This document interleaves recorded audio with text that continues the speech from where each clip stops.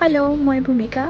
আজি বিহু বজাৰ কৰিবলৈ ওলালোঁ তাৰপিছত আমি গাড়ীত ডিচাইড কৰি গৈ আছোঁ যে আমি ক'ত যাম বিহু বজাৰ কৰিব পাপাই ক'লে যে এম মাৰ্কেটতে যাওঁ তাতে কেনেকুৱা কালেকশ্যন আহিছে তাৰপিছত আমি গাড়ীখন পাৰ্কিঙত থৈ গৈ আছোঁ খোজকাঢ়ি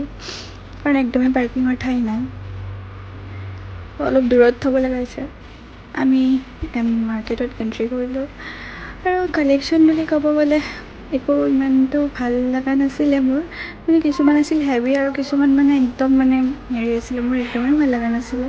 তাত দেখা পালোঁ মিৰৰ এখন of course I am a girl so' outfit check এটা দি দিলোঁ বাট আউটফিটটো এনেকুৱা চেক দিবলগীয়া কথা নাছিল তাৰপিছত মোৰ মায়ে চাই আছে ছানগ্লাছটো মানে টেগটো যোনটো নাকত পৰি আছিল মোৰ এইটো দেখি হাঁহি উঠি গ'ল তাৰপিছত গৈ আছোঁ মই পিলিং পালাংকৈ ঘূৰি আছোঁ কাৰণ মোৰ একোৱে পচন্দ লগা নাই সঁচা কথা ক'ব গ'লে তাৰপিছত সেয়াই আৰু মাহঁতে কিবা কিবি অলপ লৈছে বাৰু কিন্তু মোৰ একোৱেই নল'লোঁ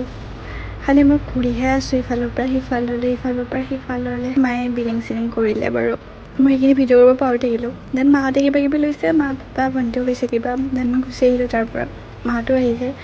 আৰু আমাৰ গাড়ীখন ইমান দূৰত থৈছে ন পাৰ্কিংটো মানে ওচৰত একদমেই ঠাই নাই পাৰ্কিঙৰ কাৰণে সেইখিনিলৈকে আমি খোজকাঢ়ি গৈ আছোঁ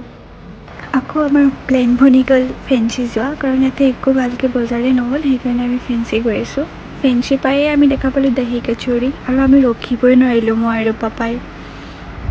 তাৰপিছত আমি আহিলোঁ মেখেলা চাদৰ চাব আৰু কালেকশ্যন কিন্তু বহুত ভাল আছিলে তাৰপিছত গামোচাও ল'লোঁ এনেকৈ কৰি আৰু অহা সময়ত পাপাই অলপ নাস্তা ল'লে মিঠাই চিঠাই তেনেকৈ কৰি লাষ্টত এটা আইচক্ৰীম খাই গুচি আহিলোঁ আৰু মই জানো বাৰু মোৰ ভিডিঅ' ক্লিপকেইটা ভালকৈ লোৱা হোৱা নাই বাট নেক্সট টাইম মই আৰু ভালকৈ ট্ৰাই কৰিম